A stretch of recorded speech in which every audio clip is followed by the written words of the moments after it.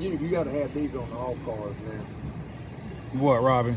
96 standards. You can't do that. 95 and up. That's when they went to OBD2. What, you saying that's the year it came out, 96? 95 was the last year they made OBD1. 96 and up, OBD2.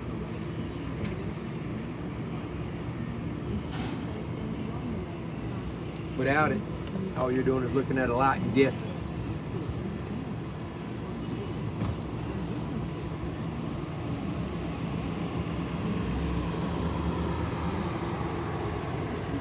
Oh, good God.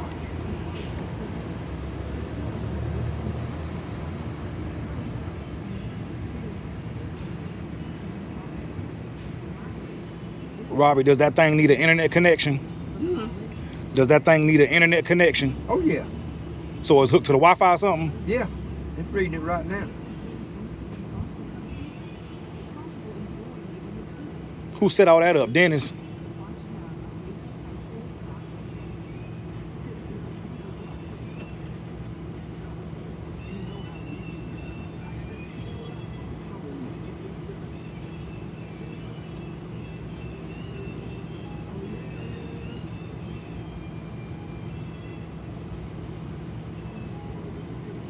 What you had for lunch? Exactly.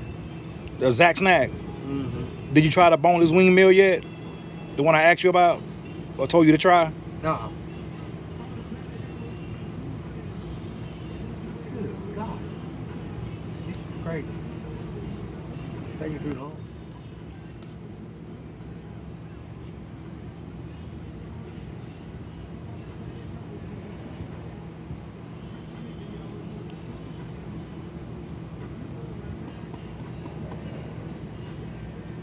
It even does the door lock. I hit the lock right now. I'm sure the lock was activated. I mean, it looks at everything. Sounds expensive.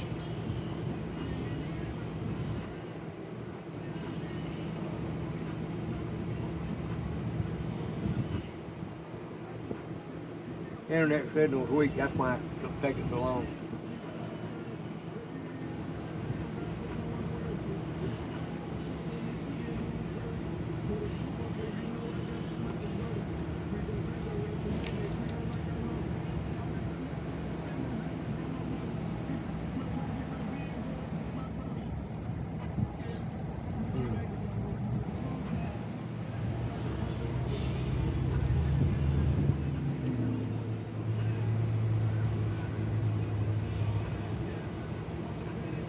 Power seat, power mirrors.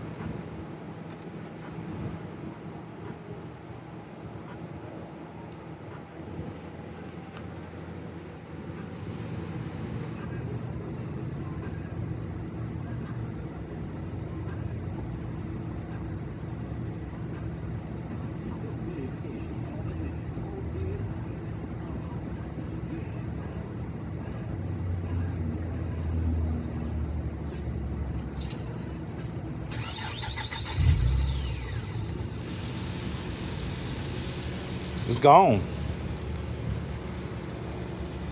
Robbie, you did that or it did it on its own? I cleared the code. Robbie, where you been at? You got all kind of trash on your hat. Huh? You got all kind of trash on your hat.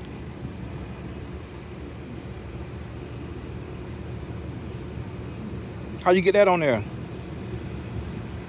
Out of your car, I guess. No, you, no, you did not see it when you sat down. Here's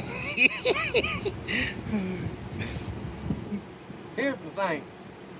When I clear the code like that, that valve is stuck, light's coming right back on, just like that. Valve opened back up, the light ain't going out.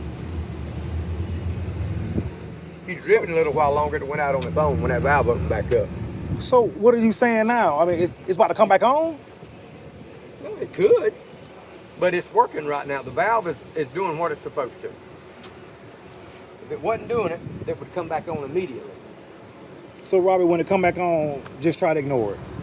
Well, yeah, or either wait for it to go out. If it don't, run by here and I'll put it back out again. But it's probably that first valve on the gas tank would be my guess. It's sticking occasionally. And you saying y'all don't want to tackle that? Oh, here, we put another valve on it. You want to spend $200 or $300 that you ain't got to spend? I mean, that's what that valve costs. It's about more than that, about a rev. It's about that big. Got a line, one or two lines coming in, one line going out. When that gas tank reaches, and I'm making this part up because I don't know exactly what it is, 8 pounds of pressure. Up, open up. It lets the pressure off, drops it down to 3, closes back up until it builds up pressure again to let it off. If that valve ever sticks, it won't vent. It sticks shut. It's time to open up and let this pressure off. Well, it ain't doing it. Well, okay, even if it doesn't, it's going to vent through that cap eventually. I mean, it's never going to build enough pressure to explode or nothing like that. I mean, it can't. And that's what I'm saying. It's up 3, 4, 5 pounds of pressure, which is nothing. But, you know, I mean, when you shake up a Coca-Cola bottle, you ain't going to give it about 6 or 7 pounds of pressure there. It's just another device that they put on there that can make something happen that will never affect the operation of the car. The car ain't going to run a bit different with that valve. If you took it, throwed it away, the light's going to stay on all the time, but you won't never notice it in the way the car runs. Never. That's why I call it a money grab. You got to have a tire on there. Won't ride without that. You ain't got to have none of these doors. You know, you can drive around without no doors. You get wet. It's against the law, though, ain't it? Well, sure it is, but I'm saying, do they have to be there? No. If you took all that junk off of that engine that didn't need to be there, you know, gas mileage would go up. They should have sanded that off before they painted over, you know? Well, he told me that, I don't want to say wouldn't or couldn't. Those strips pop off. Pop off and do what with them, Robin? Just remove them? No, take them off again and saying that you can't. You didn't have to do it while it was on the car. Pop them strips off. Take your grinder and knock that stuff off, and then shoot the molding again. It's chrome up under. If they painted over the chrome right there, that's chrome underneath it. That's just a black layer that they put over it. Yeah, but he did tell me before they did it that they wouldn't do this. I know. That's too intricate for them. They just want to shoot it and go. And I get it. But I took them off myself. So I was know they. But look, Robbie, I got to take it back. He told me that in a week that if I see anything to bring it back. Why did they fix that dent and tailgate and the lid, trunk lid? I don't know. I guess because we didn't talk about it in the beginning. Well, what about Yeah. That's why I got to take it back. What happened right there, Robbie? What they did? That's what they sprayed over the bug damage.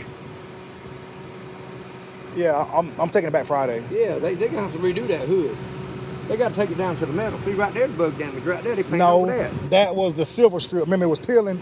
I told him just to take it off and paint this black, and that's why it looked like that. Okay. All right. I wouldn't be complaining, but that does look a little... Right. We on the internet now? Yeah. Okay. Yeah. That looks a little less okay. Yeah. You know what I'm saying? I didn't notice that when I was talking to him, but when I got home, I noticed, and I was like, oh, he told me to bring it back, and he'll fix everything free of charge. Yeah, they got to shoot it down to the... Take it down to... You see where they sanded right there, but they just hit the high spot. They just knocked the rough edges off of it, shot over it. You can't fill them holes in with paint. That's bug damage. They took it down to the metal and then primed it and shot it. But they doing as little as possible to get by. I mean, that's what you're paying for. You know what it costs to get a good paint job put on that car right now if you can find anybody to do it? $4,000. $5,000.